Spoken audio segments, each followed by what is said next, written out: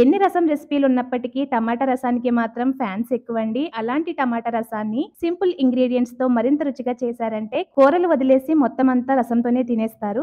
దీనికోసం mixie jar లో cut చేసుకున్న టమాటాలు, పచ్చిమిర్చి, వెల్లుల్లి రెబ్బలు, ధనియాలు, కొద్దిగా మిరియాలు, జీలకర్ర, వాటర్ యాడ్ చేసుకుని బ్లెండ్ చేసుకోవాలి. ఇప్పుడు ఈ టమాటా ప్యూరీని ఒక బౌల్లో వేసి 3/4 లీటర్ వాటర్ పోసుకుని స్టవ్ మీద పెట్టి మీ రుచికి తగినంత ఉప్పు, పసుపు, చింతపండు, పంచదార, కొత్తిమీర, కరివేపాకు వేసుకుని ఒకసారి కలిపి మంటని మీడియం ఫ్లేమ్ లో ఉంచి 15 నుంచి 20 నిమిషాల పాటు రసాన్ని బాగా మరిగించాలి. ఇలా ప్యూరీతో సహా మరిగించడం వల్ల అందులోని కష బాగా దిగి రసం మంచి రుచి వస్తుంది. ఈ గిన్నెని పక్కన పెట్టి స్టవ్ మీద మరొక గిన్నె పెట్టి తాలింపు కోసం ఆయిల్ వేసి కాగిన తర్వాత అందులో మెంతులు, జీలకర్ర, ఆవాలు, ఎండుమిర్చి, కరివేపాకు వేసుకుని తాలింపు వేగిన తర్వాత మరిగించిన ఈ టమాటా రసాన్ని ఇందులోకి ఇలా ఫిల్టర్ చేసేసుకోవాలి. దీన్ని ఒకసారి కలిపేసి స్టవ్ ఆఫ్ చేసుకుని ఫైనల్ గా కొత్తిమీర ఆకులు వేసుకుని సర్వ్ చేసుకోవడమే. మీరు ఈ రెసిపీని ట్రై చేసి నచ్చితే ఓ లైక్ చేయండి.